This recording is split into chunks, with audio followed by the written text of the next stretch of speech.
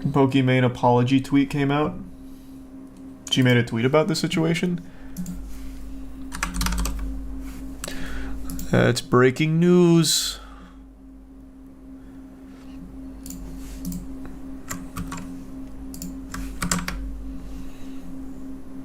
Well, what I said was 100% intended to be a joke. I see why it came off as insensitive, and I apologize for that. I also understand the current price of the cookies may be expensive for some, and I promise we'll continue to consider pricing to keep mine as affordable as possible.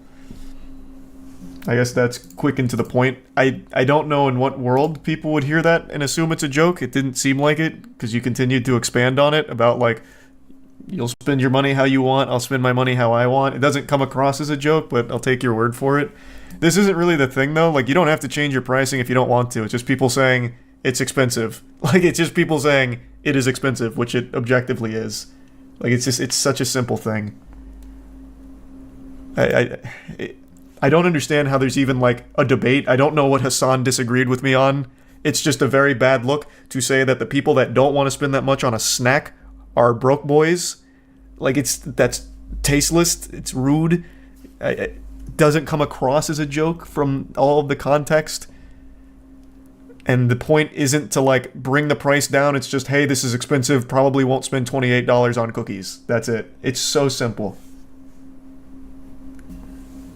But yeah, I have no idea how this affects the future of her snack company. No clue. We'll see. It probably won't have any effect. There's no telling.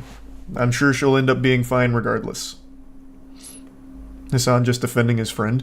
Well, he shit on Valkyrie for the blue light stuff. Like, I don't think he's usually, I guess I don't know for sure, but I don't think he's usually one to, like, give his friends a pass. So I don't know what other angle there is. I don't know how you could ever justify shaming the people that made you rich in the first place and insulting them to their face and making them feel bad or less than you are because they don't have as much money. Like, it just doesn't make sense. And there's really no argument you can make for that. It doesn't come across as a joke. It really doesn't. Like, if that 20-second clip right after it was her going more into, like, you know, playing a character, like, she could have made that work. Like, let's say you take Wubby. We'll use Wubby as an example. Let's say Wubby releases Gamer Sup's Butt Juice, like his new exclusive flavor. It's fucking $50 for a single sack. And Wubby's like, hey, if you can't afford it, you're just fucking broke then, pussy. And he just, like, keeps going and expanding on the joke. You can make that work without it being, like, a disrespectful dig at people who can't afford it. Like, you have to bring people in on the joke. Hers really seemed like she was upset that this was even an issue. And that people were wrong for talking about it. So it just doesn't come across as it was supposed to be, like, comedic. Thanks to the resub spacing. Hassan said your merch was overpriced and made in China. Someone tell Hassan that he literally uses the same merch company I do. We're in the same company. Brother, that's us. So, if that's what you think of the merch, you're insulting your own company. We actually talk about you quite a bit. Like, you are their friends as well. That would be a crazy hill to go on. I don't think he said that. That sounds like chat making some shit up. That seems more like bait than anything. Thanks for the big one spacing. Hope you're having a good day. Thank you for that. Goddamn. The old lady next door isn't home. I steal her undies. What a fucking weirdo. Nice. No, I think most of it's just been bait all night. 100%. I don't know what Hassan disagreed with. I haven't watched the video on it. But I feel like most of whatever chat has been saying has been a bunch of nonsense hooey.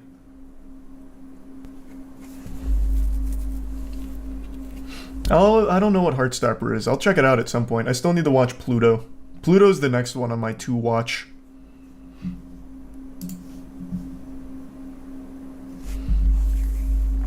Do you miss Twitch ever? I simulcast, man. I'm on live on Twitch and YouTube right now. You hear about the... Yeah, we already talked about the gumball stuff, man. We've been there.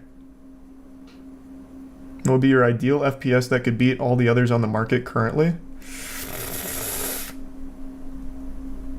I don't know, I'd have to really think about it. Thanks to Prime Zoomy. Hey Boom, what do you think of F1 in Vegas? Are you talking about hiring security to make sure that people couldn't watch?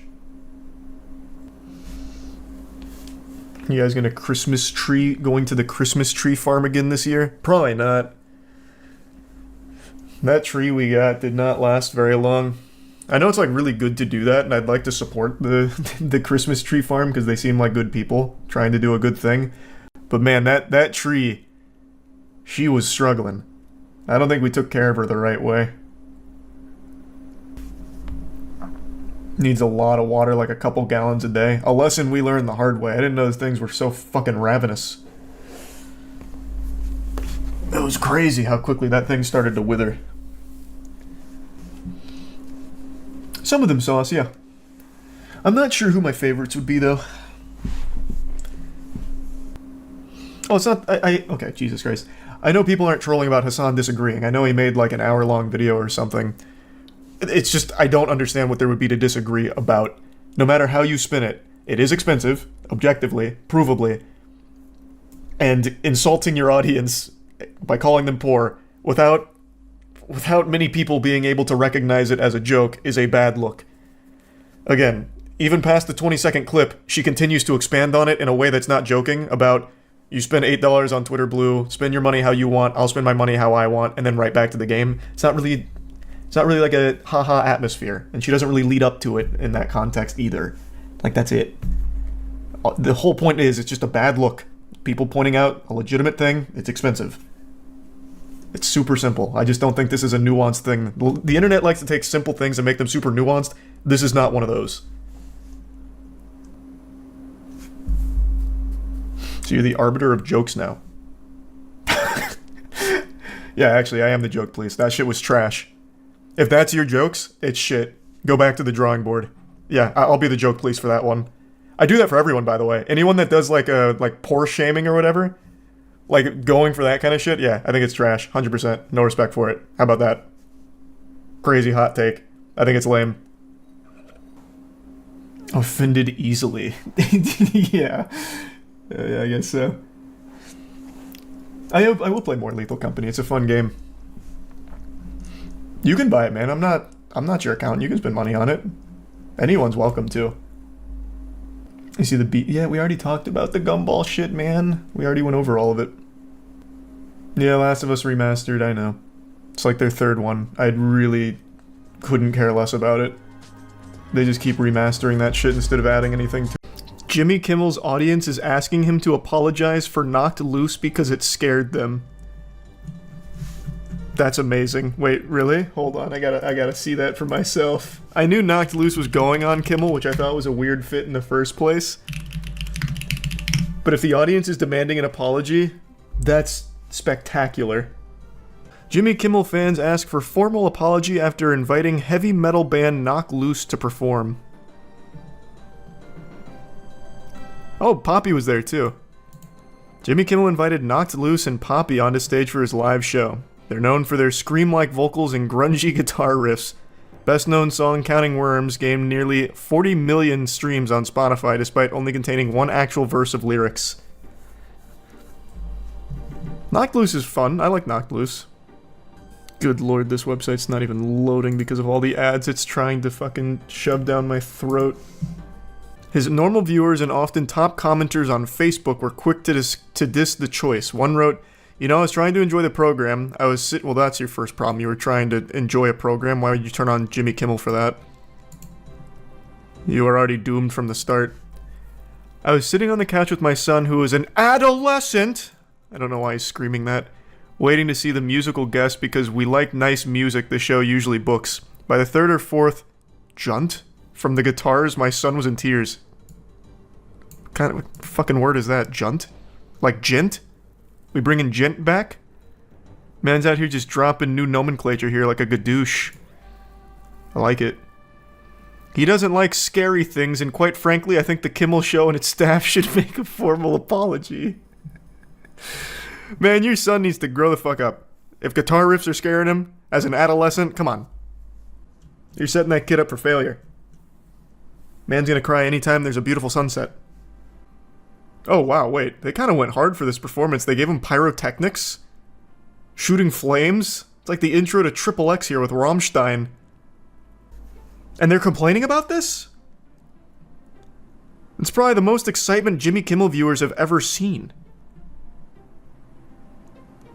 If I have to read the lyrics, I'll just read them and not listen to someone yell them. Huh? What the fuck? That wasn't singing. Anyone can yell lyrics and get paid.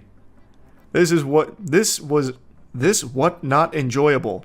And you can't understand more than 5% of the lyrics. Moshing doesn't not equal dancing. Who wrote this? Go back to 3rd grade. They were moshing in the pit too at Kimmel. I gotta see this performance actually. Be the first time I look at a Kimmel segment in years. Okay, I gotta show you a still from this. Look at this shit. Moshing at the Jimmy Kimmel show? Why I never... What? Wow. Imagine being so joyless that you just can't appreciate the fun. Even if you don't like the music. Like, if this was country, I don't like country music very much, I'd still be like, ah, they're having a good time. I don't need an apology from Jimmy Kimmel. At least it's not James Corden. Oh, James Corden would never. James Corden himself would probably go into cardiac arrest if Knock Loose hit a single chug on the guitar. That man couldn't take it. Have you heard of Jeffrey Lash, the man who convinced his wife he was a shape-shifting super soldier and turned her house into a super lair?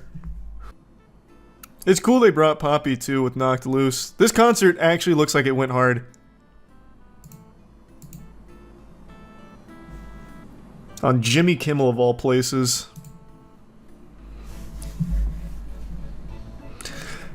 How do I sing along with this? Lol, sounds just like a screaming frenzy to me. Actually starting to hurt my ears. People who listen to this have no room to complain about crying babies or screaming 2-year-olds taking a tantrum. Haha, unreal.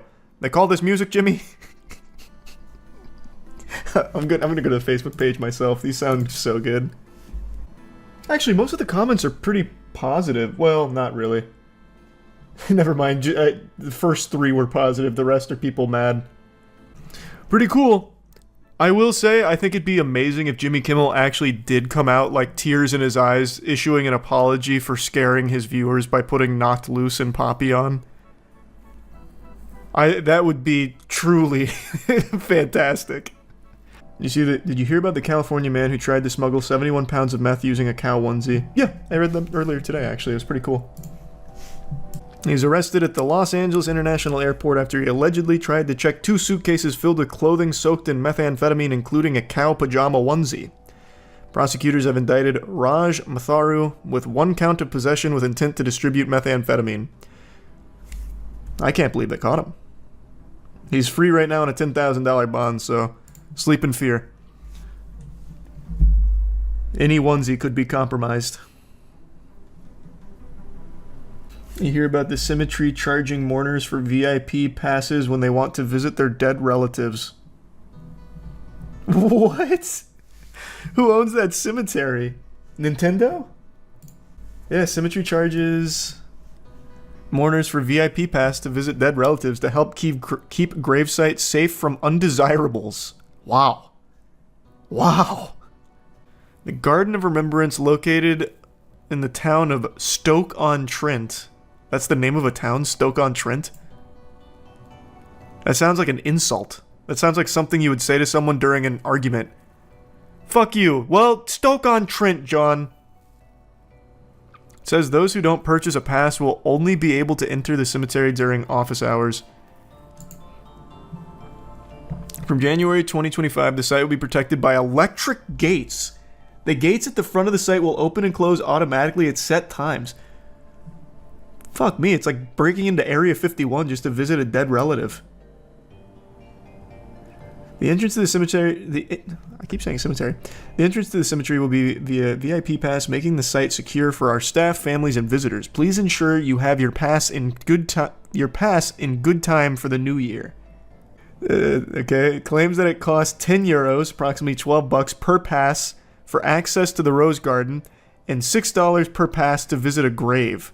It's unclear whether it's a one-off fee or whether pass holders will be charged that amount each time they enter. Cool. The Disney Pass model, but for grave sites. That's awesome.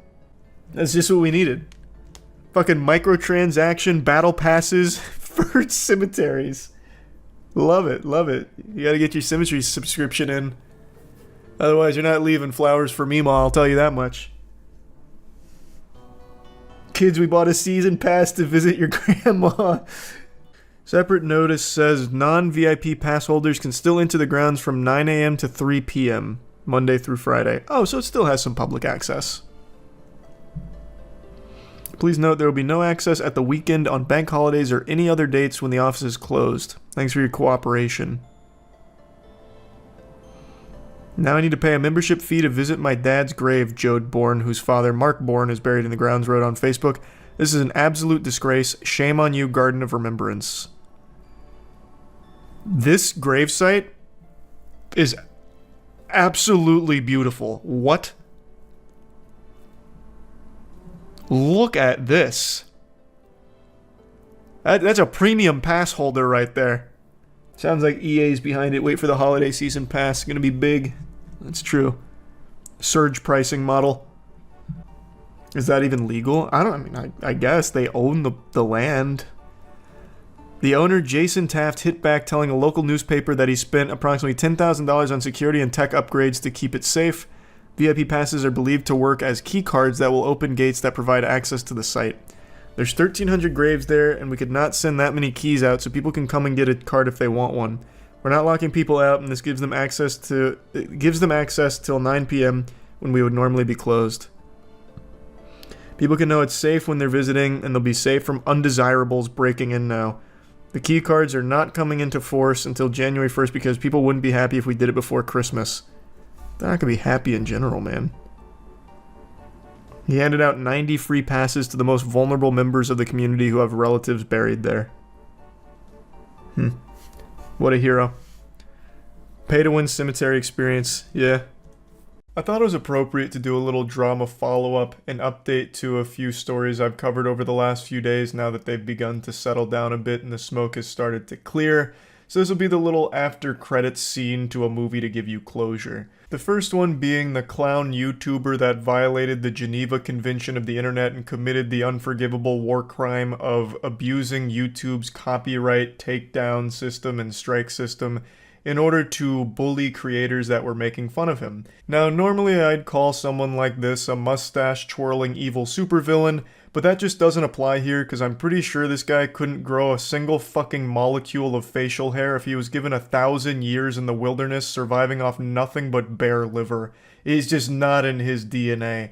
His name is Brent Rivera. He's a massive channel. Unfortunately, he was born with glass bones and paper skin, so when people started making fun of him, those words cut deeper than Excalibur ever could. So he turned to his team and looked for a solution, and what they suggested was the nuclear option of filing takedown requests and copyright claims on people that were being mean to him, that were kicking sand in his face on YouTube and ruining his reputation at the middle school lunch tables.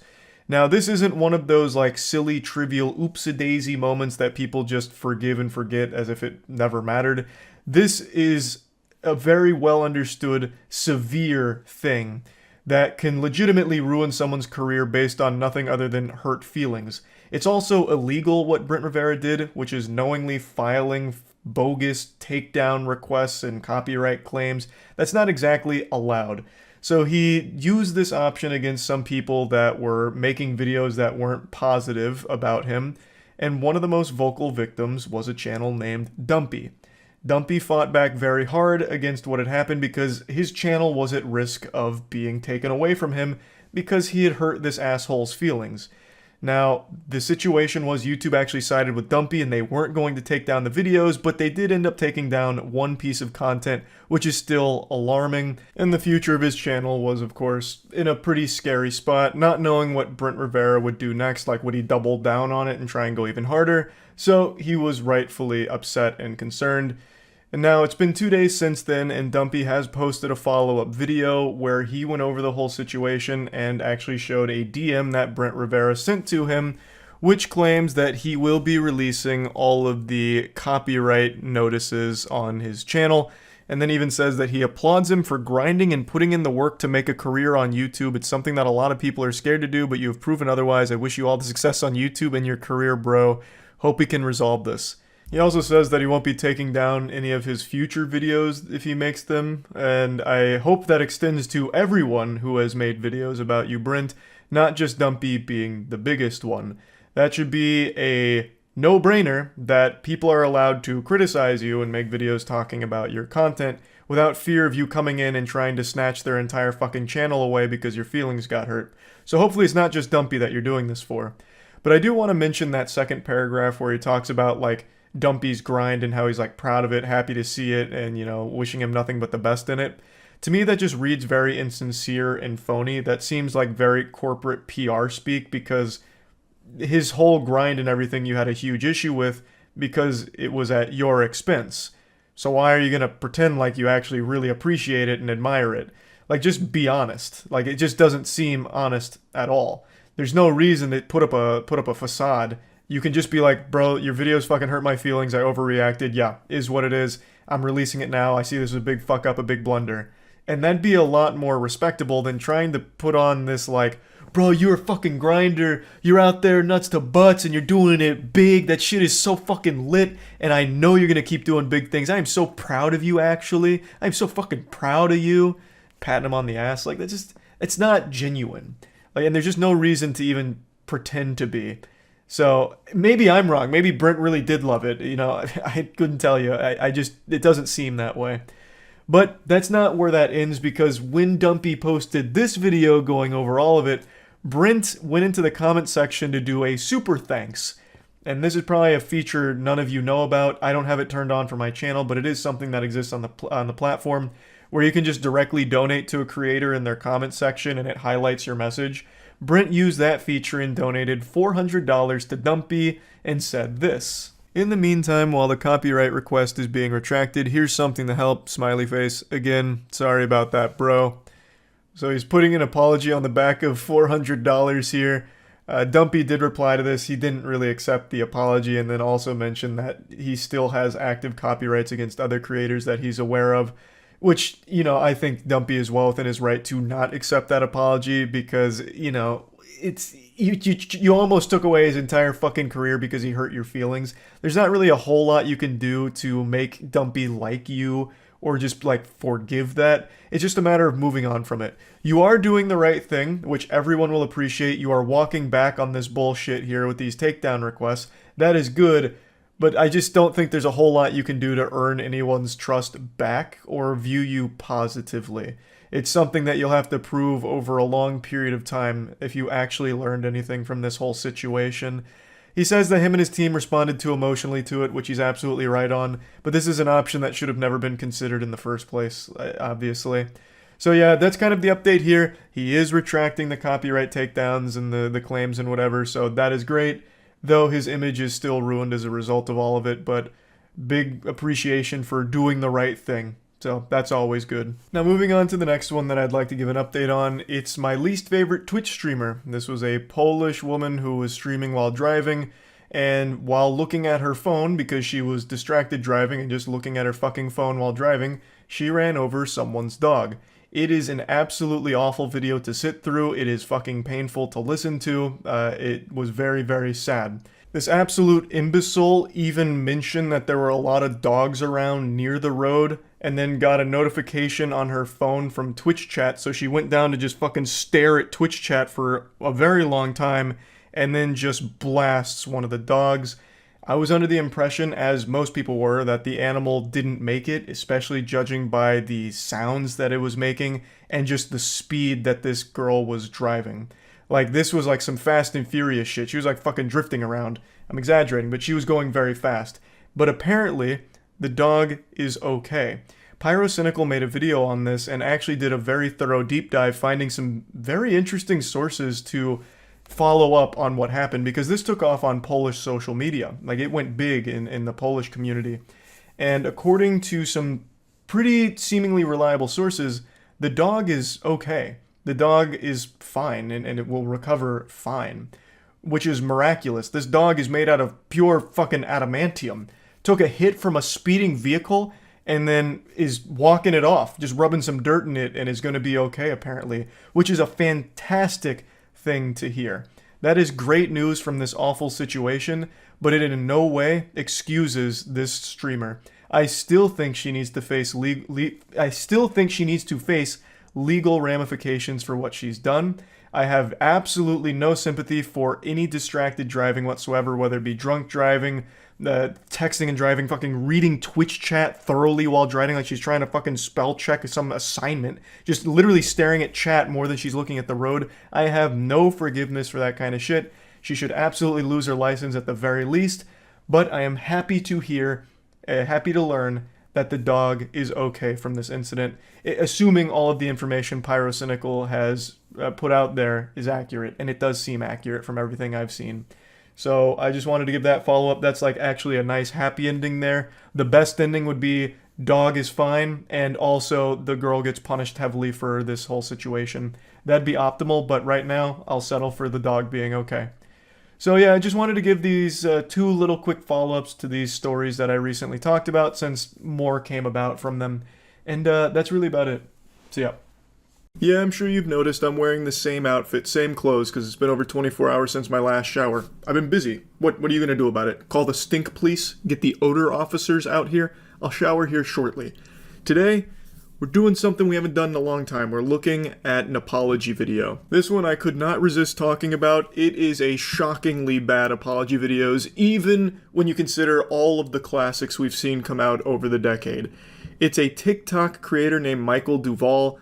To summarize a lot of the lore, just dropping you some tidbits on it, Michael Duvall was a preschool teacher who produced OnlyFans content at the preschool he worked at. You'll hear it come directly from his mouth in a moment, but occasionally he would take nude photos of himself in the bathroom and even had a video of him masturbating and ejaculating onto the toilet seat, which apparently had like a training seat on it, like for kids to learn how to use the bathroom. It's fucking gross. I guess let's just start from the very beginning. In 2020 is when I made my OnlyFans. 21 about is when I met my ex-fiance, and we got engaged in 2022, and we also broke up in 2022. But I would say that this whole OnlyFans story starts from when we were still together. He spends the first 3 minutes here talking about his previous relationship and how it kind of got him back into doing OnlyFans content. He said it was a bad relationship, a lot of bad things happened, felt like he was being forced to do things on OnlyFans. Eventually the relationship ends, and then all of this stuff with the preschool happens. So to me it really feels like it's kind of not relevant to the matter at hand here, how you got back into the OnlyFans content, when what's actually being discussed here with the preschool stuff was choices you made by yourself way after that horrible relationship ended. So it feels to me kind of like he's mentioning this past relationship as a way of kind of subtly pushing the blame onto his ex for how things got to where they were. It just doesn't seem like it was a good opener here for something that's supposed to be about taking accountability, because it feels like he's immediately avoiding it. It really does seem like he's just serving up a yappy meal, and we don't even get a cool Minecraft Steve toy with it. Now, growing up how I did, it's no shock that I was really excited seeing all this money that was coming in. And so I tried really hard. I posted hundreds, if not thousands of times a day in so many Reddit pages, on my OnlyFans, on my Twitter, just stuff like that. And as you know, I was working as a preschool teacher, technically pre-K, pre-kindergarten. And so I had a lot of free time at work where I would post on those apps. Posting thousands of times per day is unhinged. Not even those rage bait Twitter accounts that drool on that platform day and night trying to engagement farm for $15 at the end of the week get that many posts per day.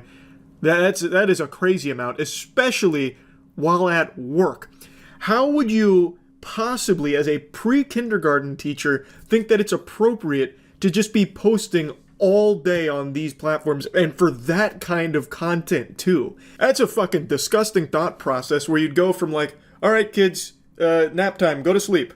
All right, perfect. Now I can make my 300th post today about spreading my chocolate starfish on this Reddit page, and then I've got to check my OnlyFans to see if anyone's requested me to do a little sounding. That is lunacy. He mentions that he had a ton of free time at work here. I can't imagine there was that much free time to make hundreds, if not thousands, of posts on these platforms.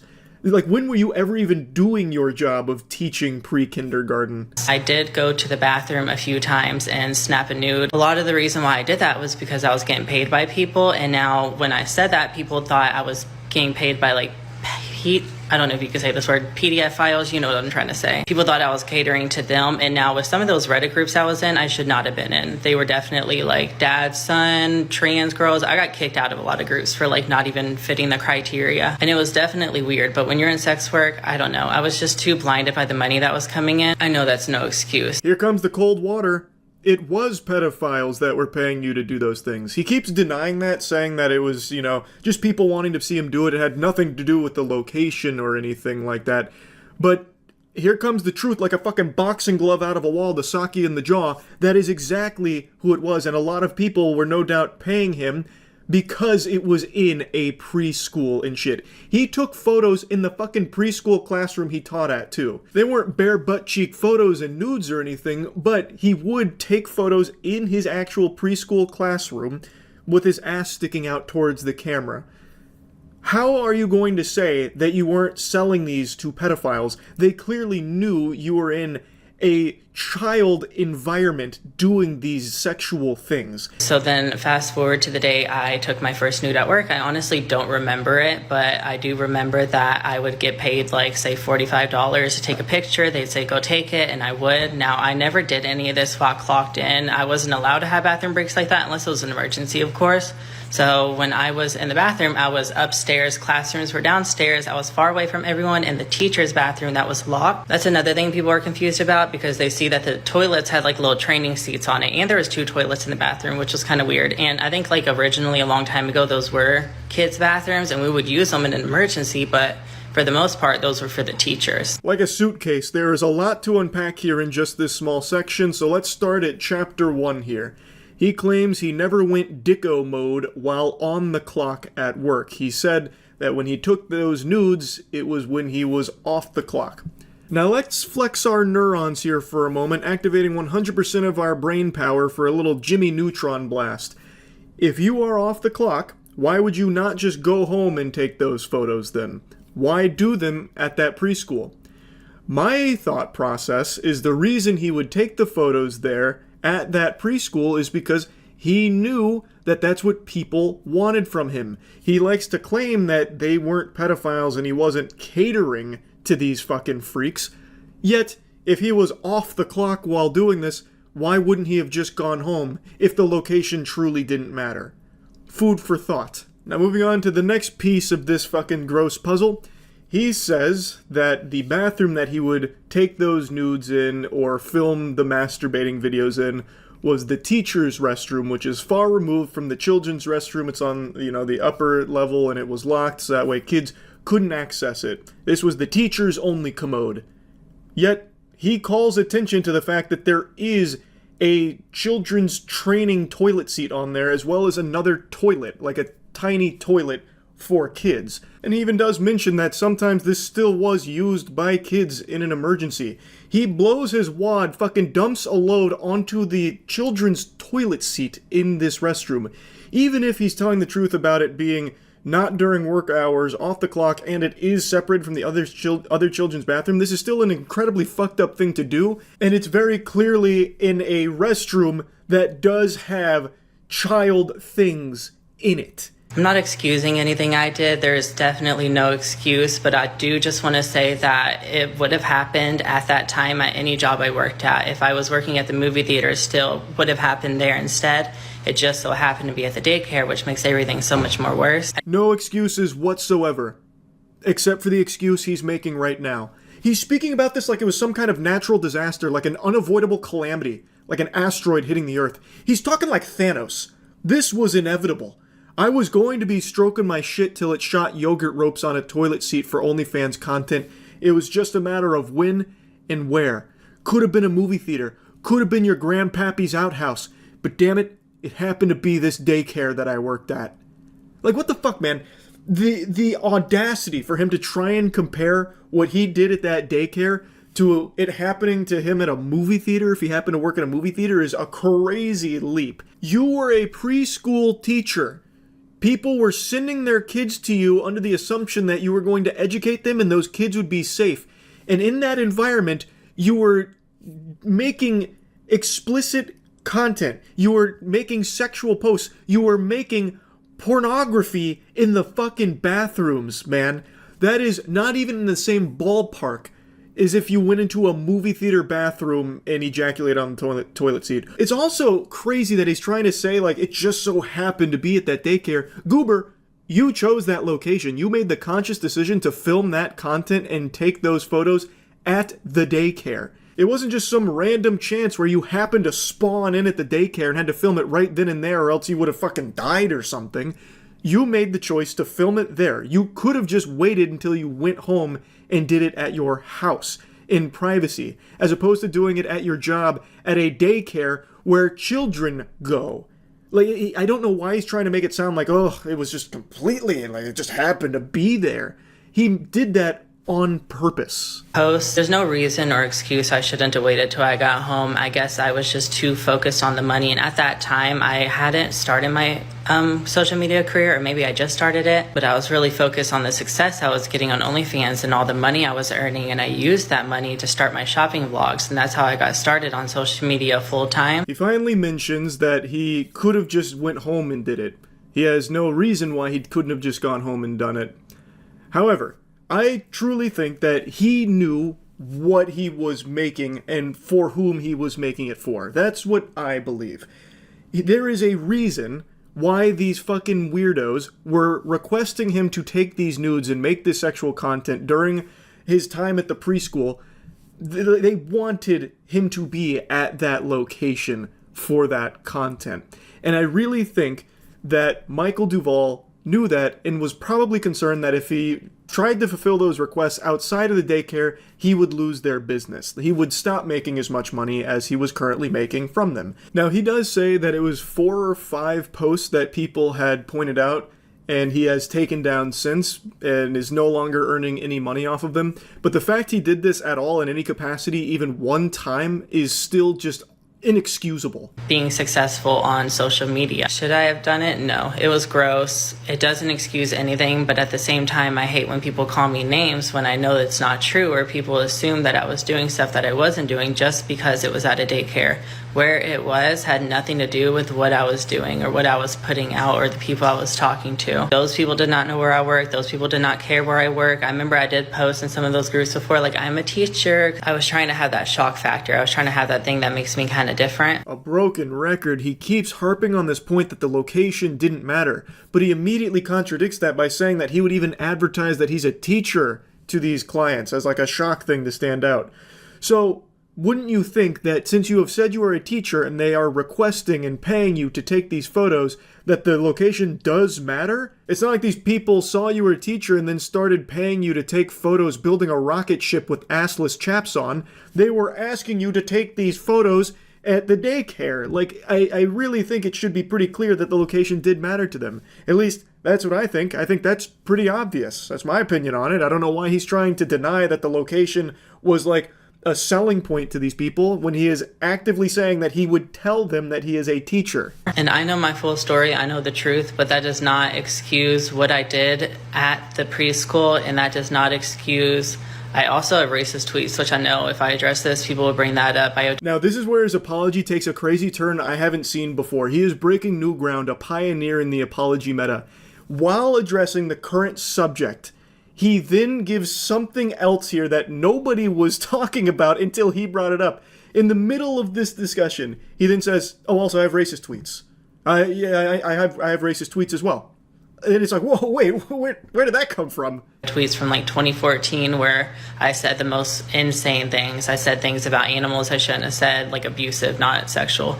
And I said things about people, groups of people, black people, Asian people. I was very much unhinged and kind of wild as a kid, and I don't want to use the house I lived in as an excuse. There really is no excuse. This tiny little section here comes in like a surprise post-credits scene. I don't know where this came from out of nowhere. He just brings this shit in out of left field about his racist tweets in the past.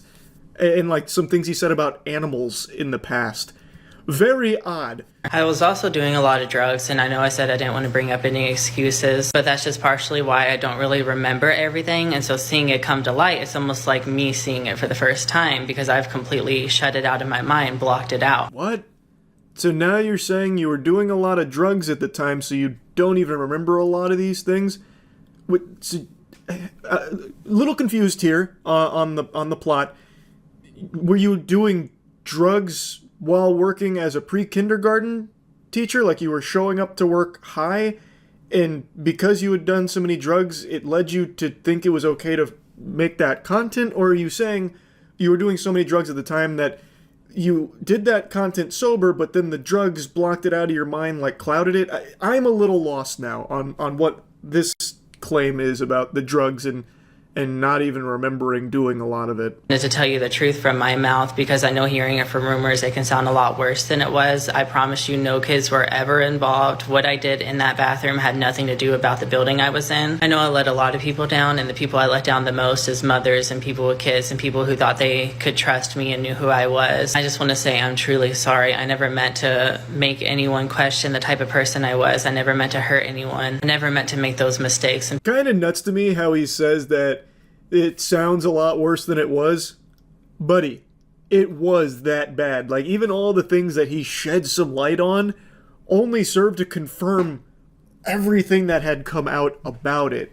Like, he doesn't really, offer any kind of other explanation that makes it not as bad as people thought. It really is just as bad as people thought.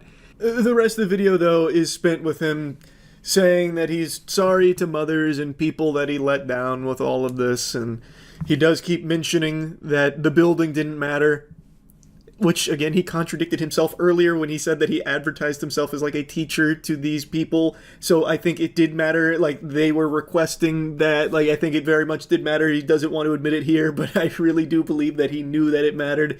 Anyway, though, the apology itself is still just not very good. It is a very interesting strategy to also throw in, like, the racist tweets out of nowhere that he decided to mention on his own accord. And even though he said multiple times that he's not making any excuses, he does then immediately try and make excuses throughout the apology. Overall, not the strongest apology. That's about it. So yeah. What's up, everybody? It's Critical. I know everyone hates YouTube drama, but I'm not one of them. In fact, this has become one of my biggest guilty pleasures, just watching YouTube drama unfold from afar. This is my soap opera. This is my As the World Turns, fucking As the YouTube Burns, that's what this is.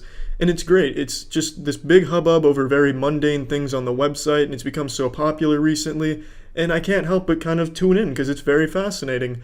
And one thing I always look forward to in these situations is the inevitable apology video from one of the two sides, because they're usually just absolutely atrocious and very fun to watch. Now, I'm sure anyone watching this is familiar with the CSGO Lotto drama. To sum it up, two big YouTubers, Syndicate and Tmartn, own this gambling website for Counter-Strike skins, and they never disclosed that they owned it and manipulated their viewers into using it and all this shit. And today, Tmartn made an apology video for it, and it is turbo shitty. So I wanted to just kind of talk about it. So the video starts with Tmartn talking to his special guest Airbud, and they're running a promotional for Airbud's new movie, Airbud Gambles on CSGO Skins, and he's saying how difficult it's going to be for him to make this video.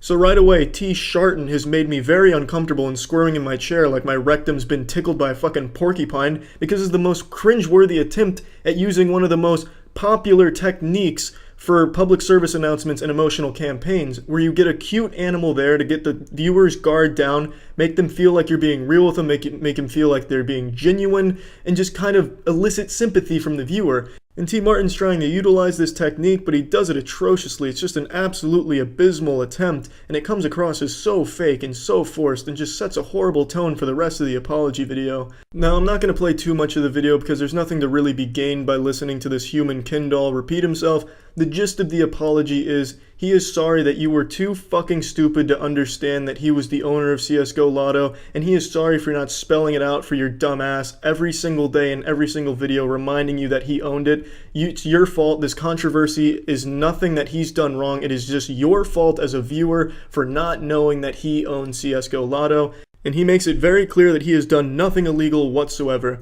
That's basically all this apology video is shifting the blame for this whole controversy on his audience. It's the audience's fault for not understanding or knowing that he was the owner of the website. That's basically this whole thing. So this no-nippled Neanderthal doesn't address any of the actual complaints or issues people had about this situation. He doesn't talk about why he blatantly lied about owning CSGO Lotto. He doesn't talk about why he changed the descriptions of all of his videos to add a disclaimer in the description. And he also doesn't talk about why he pretended to find CSGO Lotto instead of saying he made it or owned it. I'm not going to get too deep into talking about the actual drama because there's nothing I can offer that hasn't already been talked about or discussed. But basically, he just pretended like he found CSGO Lotto when he brought it up as if it was some type of random chance.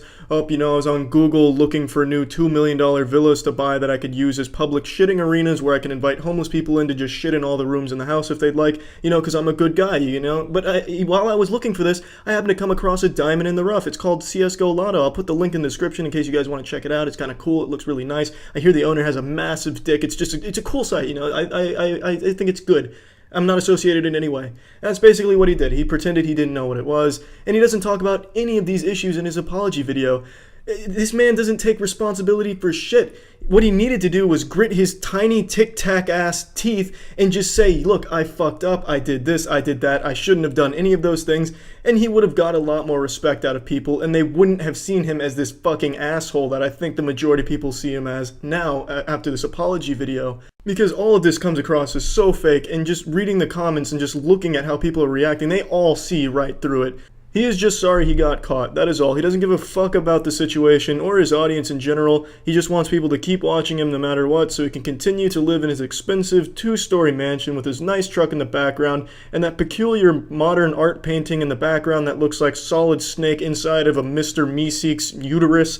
I'm not quite sure what the fuck's going on with that, but I'm sure it's about $50,000. Now, I'm sure he knows that it doesn't really matter how he handled this situation. He's going to be fine in 2 months no matter what. In fact, he'll probably be better off in 2 months than he is right now because everyone has heard his name so much recently, they're going to check him out of curiosity. So he's not going to really lose many viewers, and he'll actually probably gain more. He knows that he could have handled this situation any way he wanted. He could have shown his asshole on this apology video, and still everything would be fine. His lifestyle wouldn't be affected, his profession, none of that would be affected, and he knows that, so he doesn't really give too much of a fuck.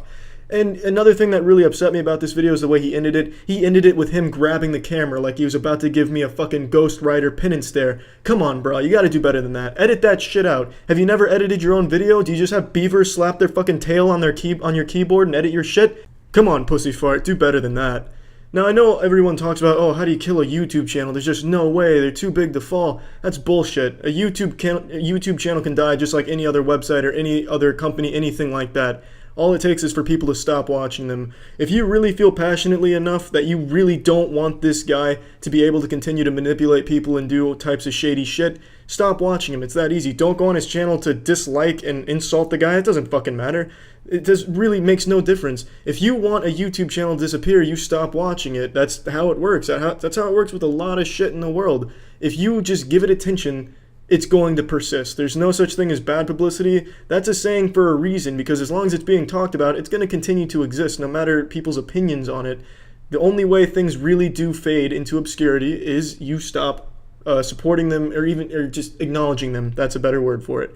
So yeah, I just wanted to talk about this situation because this is one of the worst apology videos I've seen out of a YouTube drama situation, so I thought it'd be fun to talk about. So yeah, that's it. And I do read a lot of your comments. In fact, one of my favorite comments I've ever read is someone said, "My voice sounds like the world's most unenthusiastic hand job." And that one gave me a real hoot. But the reason I'm saying this is I read your comments and I know a lot of you don't like when I talk about drama or get involved in YouTube drama in any capacity. And I know, I understand, and I don't do it often, but sometimes certain situations affect me and make me want to talk about it or point out how horribly the situation was handled. But that's it. It's not going to be like something I do all of the time or anything like that, so don't worry about that. And yeah, that's it. So yeah. You all know how much I love awful YouTuber apology videos, but today I've got something truly special to show you. This is the magnum opus of saying I'm sorry. It doesn't come from a YouTuber either. This comes from a basketball player, and he completely redefined the apology video meta.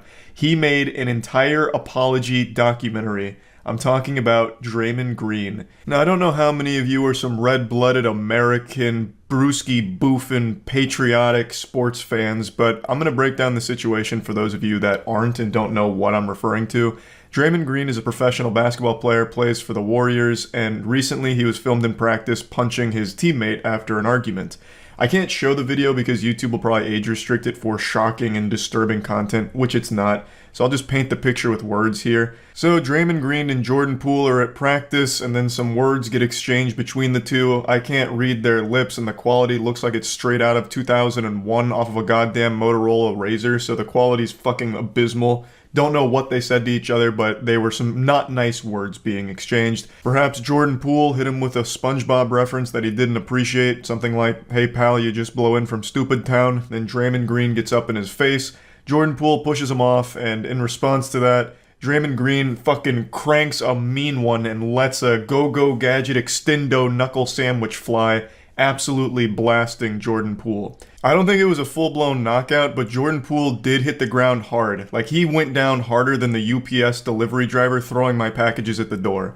But this is where this fight started and stopped. The team separated the two of them, and the video was leaked to TMZ, and this became a huge deal in the entire sports world. Afterwards, Draymond Green did issue an apology publicly, saying he was sorry for the whole situation and how embarrassed he was by it. But clearly he wasn't embarrassed enough because he decided to shamelessly make a documentary about this whole situation as well. The man made a full-blown, goddamn Michael Moore-style documentary on his punch of his teammate.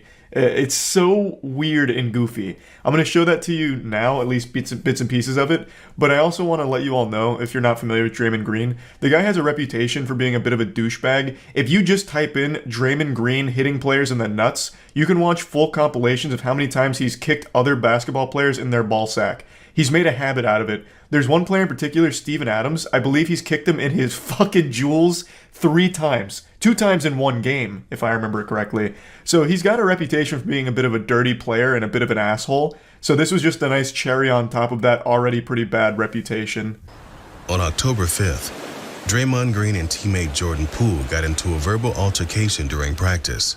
The incident ended with Draymond punching Poole in the face. Yeah, they pulled out all the stops for this one, all the bells and whistles. They got a professional voiceover here, making it sound very official, professional. And you would think most people in general would want to move on from a controversy like this. Just, apologize, put your head down and ignore it, so that way it will hopefully go away faster. But for some reason, Draymond and the whole team that put this piece together really like to roll around in the drama of this, making it a spectacle. I don't know what they thought was a good idea about this, making a documentary to explain the punch. It's totally unnecessary. I think everyone understands what happened here. Draymond got upset and punched his teammate. It's very simple. It's like the simplest story ever told. Yet they're making it seem like a very complex issue with very many moving parts to it that we don't fully grasp, thus need a documentary to explain it to our little idiot brains here. It makes no sense to me. They're just here trying to squeeze as much milk from this controversy as possible, just grabbing it by the tit to get as much juice from the squeeze as they can. I think you're initially upset, pissed off, which is why you have the reaction you have. You don't say. The reason you punch people is because you're upset and pissed off? Fucking truly groundbreaking revelations here. My third eye is open. My mind is being expanded. Just please slow down here, Socrates. We're tackling some very profound and deep things now. You're telling me there's a correlation between being upset and punching someone? No, what? Part of the process of why did this happen?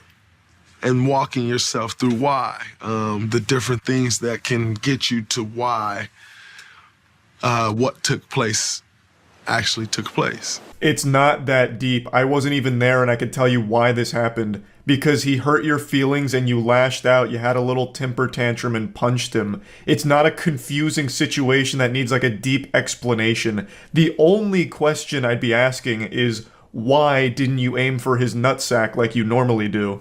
Now that you process what just happened, now you've processed the why. Now, how do you feel, and what do you feel about it? What in the fuck are you even saying? Jesus Christ, you punched your teammate. That's it. I don't think after the punch you immediately went into a sensory deprivation tank to meditate on it and really dig deep into the weeds and figure out, well, why did this happen and how am I feeling about it? Like, did you go immediately and see a psychiatrist or something? Like, what are you going on about here? Jesus. Imagine Jordan Poole. You get punched and the guy who punched you makes a documentary about it. You already know Jordan Poole and the rest of the team are laughing at Draymond Green for this one. And rightfully so. The man is the protagonist of premium cringe right now. So you get at a time, you give it some time to allow people to throw their opinion out, which quite frankly, I don't care about people's opinion. Yeah, this really seems like someone who doesn't care about people's opinion. He cares so little about your opinion that he made an entire documentary whining about the situation. That's how little of a fuck he gives about what you think about him. Now, please, shed some tears for this forgiveness documentary he's made. I don't spend much time, I don't really read many tweets at all. And so I was just at home chilling with my children. If you want me to be honest with you, I still don't know how much the world may think it blew up. Sparked by the leak of the video, the incident did blow up. The classic, oh, I wasn't even paying attention. I didn't think it was a big deal. I was at home with my family being a loving father, and in fact, I'm one of the best fathers on the planet. I'm not a bad guy. In fact, I was just so preoccupied being the best dad of all time that I didn't even stop to notice that people were upset at me for a video that was taken or something. I don't even know if it was a big deal at all. I apologize to his family. For me, that is the task at hand, to rebuild trust in our locker room. I felt as a man, I felt as a leader, that I will do everything that I can to make this right. That's a clip from his public apology when this first started blowing up, and I actually thought it was fine. He said, I'm sorry to Jordan, his family, his team, and then explained how he's going to try and make things right and make things better and get trust back in the locker room. And then a week later, he makes this absolutely insane documentary about the punch. So clearly something went awry there. The first response he had, I think, was okay. He's just like, you know what, I fucked up. It is what it is, and I'm sorry. And now he goes full Hollywood here, sniffing his own farts, and makes a documentary surrounding this punch. It's on me to make sure we're headed that way. Time clarity, you know what it is, I know what it is. Continue to move forward, put it behind us. It helps, allows you to start the process. And get back to business. That's where I go from here, that's where we go from here. Gotta love how this video is supposed to be like an explanation for why it happened and a little documentary surrounding it, but it doesn't even do that. It doesn't do the bare minimum. He just says well, why did it happen? And it's the process of understanding why it happened, but never even says why it happened. He never even explains why he did it. I mean, everyone knows why he punched him, we all get it, but this whole documentary was built around the idea of, well, here's his chance to defend himself and give his side of, what happened here and how regretful he is. But it doesn't even do that. But you want to know the best part of this documentary? It says nothing. It doesn't even make a point. It's just hey, here's Draymond Green, he punched this guy, and here's him moderately reflecting on it. And then he goes back to practice, and he says it's time to get back to work, and he hopes he could lead the team better now. That's it. That's the whole documentary. It has no purpose whatsoever. It's mind-blowing that this got made, but regardless, that's pretty much where the documentary ends. It's very silly, and I just wanted to talk about it because I think it's a wild set of circumstances here. Making a documentary about your outburst punching your teammate is such a bold move, and yeah, that's about it. So yeah, it's impossible to say what the worst feeling in the world might be. I think most people would default to answering that with something painful, like getting hit with a sledgehammer, getting shot. Childbirth is usually towards the top of that tier list for how painful it is. Maybe watching Rebel Moon Part 2 for how abominable it is. But I actually think there's a right answer to what the worst feeling in the world is. And it's being dead. And a YouTube channel called Watcher would agree with my analysis because they experienced death for about 3 days when they released their Goodbye YouTube video, where they announced that they were leaving the platform in order to have their own subscription-based third-party platform for their content going forward, and people didn't like that. They got spit on more than a mic at a beatboxing competition, and now they're backpedaling. They've released an apology, and they've announced that They've made a mistake, they've apologized, and they've talked about their plan going forward now. I'll bring you up to speed on the lore in case you're unfamiliar with this story, but this is a massive YouTube channel. They are a beloved group where they made this absolute wet fart of announcement where it was saying that they were going to be producing all of their content going forward behind a paywall on their own platform for $6 a month. So all of the content that their fans were used to getting on YouTube for free is now locked behind a $6 a month subscription fee. They said they continue to drop premieres on YouTube, but the rest of the season, well, that would cost you some clams to access. Obviously, this ruffled everyone's feathers, especially considering they already have a Patreon where people were signing up for monthly membership fees of $5, $10, or $25 a month, and this was an additional service on top of that for a monthly subscription, so it was just a disaster. And they lost close to like 100,000 subs over the course of 3 days. It wasn't quite 100K, but it was a lot. And now, today, they've released this.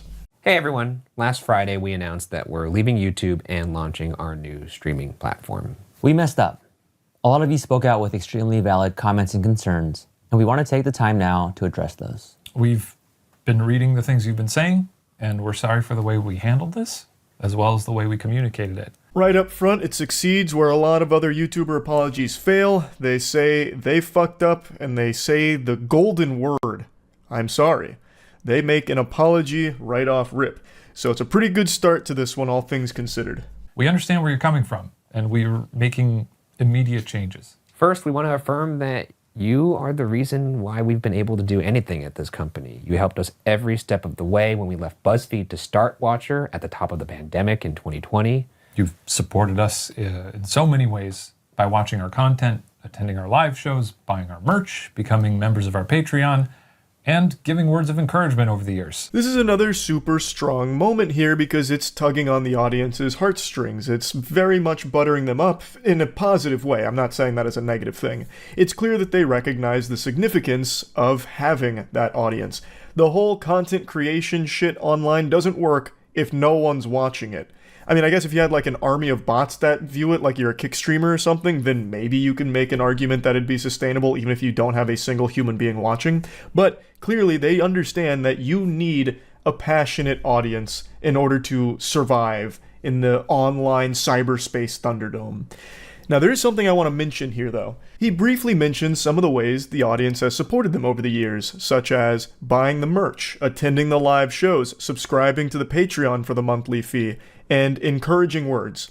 3 out of 4 of those are huge revenue drivers. The kind words, not so much. You can't really make a whole lot of money. You can't convert nice comments to USD. There's no direct conversion there for that. I mean, unless you're making Hallmark cards, perhaps. But those other 3, attending live shows, subscribing to the Patreon, and also buying the merch. And there is a 4th one there as well, which is just by watching the videos, you are directly financially supporting them because AdSense through YouTube monetization, as well as the brand partners that have paid to be on their content. So they're already heavily monetized content, and I didn't even think about the live shows the first time I watched their video. That's a huge part of some teams' bottom lines because they bring in so much money. It's like one of the main revenue drivers for bands in particular with concerts and buying tickets to it. So they have a lot of revenue sources already for their brand. So then immediately after hearing that in this video, I was like, so then why did you want to do Watcher TV for $6 a month? You have all of these other streams that the audience has been supporting for so long. Why would you want to have another one to milk those titties dry? Like, it just doesn't seem right. It seems greedy. Now, they do shine some light on the motive behind doing this, the reason behind the Watcher TV idea in the first place. So we'll get to that pretty soon. And we are incredibly grateful for your support. We're sorry for how we originally delivered our goodbye message to YouTube. It was insensitive. We didn't properly express how much we appreciate all of you. And we did a really bad job of explaining the reasoning behind this transition. We also want to deeply apologize for our ignorance around the impact of the cost. We regret stating and implying that it's a price that anybody can afford, and we fully acknowledge that it is not. We didn't take the proper consideration for how this cost would affect you, and hope you know that we are taking this as a serious learning experience. It seems like they really did listen to pretty much all the feedback. They're hitting all of the main points, both in their delivery as well as the actual idea behind this venture. So it's nice that they're up here taking the accountability and saying, yeah, these are things that we really just didn't even think about. I'm sorry, we fucked it up. Like that is something that you don't see very often, so it's nice to see them just take it on the chin here. With that in mind, we're making some changes to ensure that there's a way for our community to continue watching our content for free. If you want to watch our shows early and ad-free, you can catch them on the Watcher platform a month earlier. After that, you'll be able to watch our shows on YouTube for free. For those that have already subscribed to the platform, we are so grateful for your support. But if this change has you rethinking your membership, we will issue a full refund. And all past episodes and series will remain available on YouTube. That's a pretty solid change overall. That is something you see for a lot of Patreons for YouTubers or third-party offerings if it's not Patreon. So it does make sense that they do this here. I am surprised that that's not something they were already offering on Patreon with early access. That's one of the more standard ones. But I think there's absolutely nothing wrong with that. If there's people that are just hungry, starved for more Watcher content, they can subscribe for $6 a month on that platform and they get that content fed to them a month early. And those that don't want to or can't afford to can just wait for it to premiere on YouTube for free, as it has always done in the past for the content that they've come to know and love. That gets 2 thumbs way up from me for the back of the DVD box on that change. I think that's completely fine. Everyone wins there. If you really want the content early, you subscribe to the early access membership for Watcher TV. And if you just want to get the content that you already know you like, you just wait for it to come up on YouTube, and it's no different for you. So I think that is a totally fair compromise. As for the question of why we decided to launch our own platform, when we started Watcher in 2020, we wanted to create shows that we were proud of, that we had ownership over, and that would provide you the caliber of content that we felt you deserved. However, we were finding it harder and harder to stay relevant to advertisers and the constantly changing YouTube landscape. This is where my eyebrow raised a bit, so I decided to look into their content just briefly. I didn't do like a full deep dive here, but of their last 20 videos, 12 of them have brands on them. I'm excluding their Goodbye YouTube video, but also there's one more in that batch of 20 that I think doesn't really count, and it's a teaser trailer for the mystery files that they did, so it was just a very short trailer. But 12 out of 19 full videos have sponsors in them. As I mentioned in the last video, I own an agency that manages a lot of major YouTube channels of this size and bigger. So I know what a lot of those deals look like, and I know that those deals are super lucrative. And at their size, those are significant numbers that we're looking at.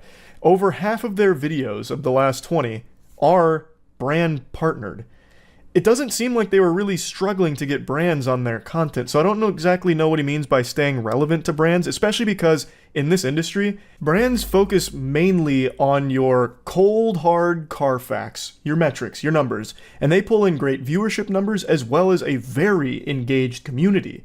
So brands must have hearts in their eyes anytime they get the chance to work with Watcher, just because their numbers are so good. But on top of that, they actually produce some of the most brand-friendly content imaginable.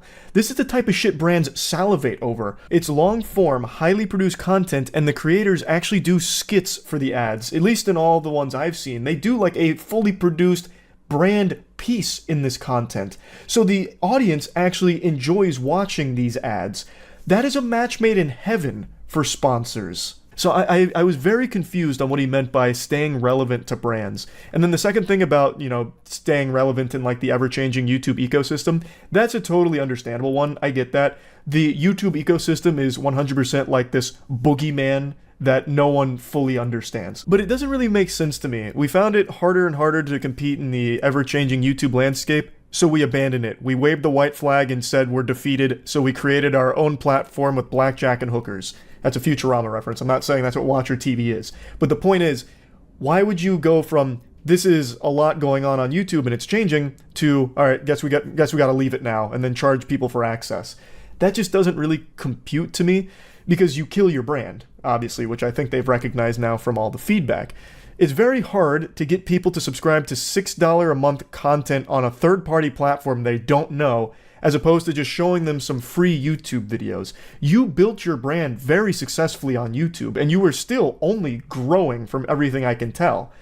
So why would you abandon it at the height of your growth, right? Like that, I don't know, that reason doesn't really make a ton of sense to me, but I understand being like, afraid about, long-term sustainability with how frequently YouTube is changing. I do get that, but I feel like the natural progression there would be like, okay, so how can we stay competitive on YouTube, as opposed to, okay, how the fuck can we get out of here? We faced some incredibly challenging decisions. We didn't want to compromise our content to ensure they met advertising requirements. And we definitely did not want to lay people off that have brought Watcher to life behind the scenes.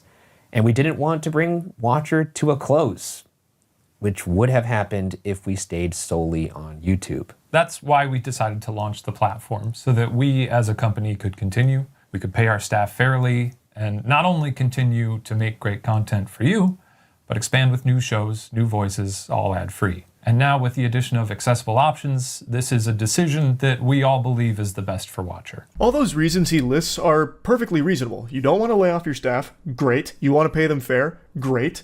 Like all of these, they check mark the boxes of good shit. I support that. But I don't understand why your only option was to leave YouTube and charge $6 a month to your audience that's already paying for more merch, live shows, and Patreon. At least a large number of them are. They have over 13.4 thousand Patreon members right now. From all of this controversy, their Patreon has actually flourished more than it ever has from what I can see. So why would you want to take even more money out of their piggy banks here? The strategy would be to keep growing on YouTube so you can continue to monetize, you can charge higher rates to the brands that you work with, that I imagine you will continue to work with. And also, more views means more AdSense money. And like I said, this channel is so advertiser friendly. It's exactly what brands and YouTube themselves want, long form, high quality content. Their RPM is probably super fucking high. So the more they would grow on YouTube, the more money they would stand to make. They would easily be able to expand, I would think, without charging $6 a month for their initial idea of paywalling the content that they were used to giving for free. I do like their new model of pay $6 a month for early access, but I still do find it unnecessary.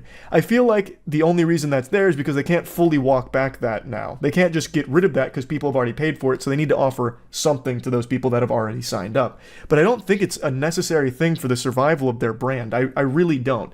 Like I said, I know what these brands pay to be on the content. So just their sponsorships, I know they're bringing in six figures from these sponsorships. Easy. And their Patreon, you can start crunching the numbers. 13.4 thousand Patreons at $5 minimum, up to $25. Like, come on. That's a lot per month. Plus their merch is pretty pricey, and people are clearly buying their merch. It seems to sell out quite a bit. That's a lot too. Live show tickets, when those come around, that's a pretty big influx. Their AdSense popping off. Like, they have so many revenue streams, I don't know how they can possibly be at this point where they need to find more ways of taking money from their audience in order to survive. That just doesn't really make a lot of sense to me, unless there's some really odd mismanagement going on behind the scenes here. The videos they make aren't cheap, but I am confident that they're not costing them $500,000 per video or something outlandish like that. I know that's not the case. So how can you possibly be at this point where we had to find a new subscription for people to pay for in order to keep Watcher alive? I just don't get that. However, we realized that in figuring out the logistics of what this might take, we overlooked the way it would impact all of you. We hope you'll be patient with us through these mistakes, and we remain incredibly sorry that they were made in the first place. We also want to directly address our Patreon community, who have played such a key role in supporting us from the very beginning. All current Patreon members will receive a free subscription code to the platform. If you already purchased a subscription, please contact us and we will issue you a full refund. We look forward to continuing to make shows and introducing all the incredible things that we've got planned for the platform alongside YouTube. And in the meantime, we are forever grateful to all of the people who make up our community. And we hope that you consider joining us in this next chapter of our journey, whether that's on YouTube or on the platform. Thank you. Thank you. Thanks, everybody. Overall, this is a good apology video, I feel. They say I'm sorry multiple times, they admit their faults, they try and explain why things were the way that they are, and how they missed the mark. Like, they take a lot of it and seem to understand it from a place of genuine authenticity, which is great. I still, however, don't understand why it reached that point to begin with. I don't see how a channel of their size and their success with all of the revenue streams that they currently offer could possibly be struggling financially. I don't understand. I don't. Like, knowing what I know about this space, I just don't see how they could be needing to take even more money from their audience to survive. I do think they made a good change with what they're offering for $6 a month. I personally don't think that it's necessary at all, though, especially because the way they frame it in this video makes it sound like that's the only way the watcher survives, is if they find a way to monetize even more off the backs of their viewers. So that's why the $6 a month there is being charged, because it helps keep them afloat. I don't know how they could possibly, with all of these revenue streams, be struggling to the degree that they make it seem like they are. But whatever, that's neither here nor there, I suppose. This announcement was very positively received by their audience, and that's the most important thing for the health of their channel and their brand, is that their audience feels satisfied with this update. And from what I can tell, they do.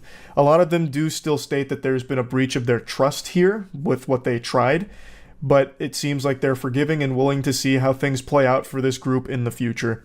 So I guess we'll see what the watcher does down the line. That's really about it. See ya.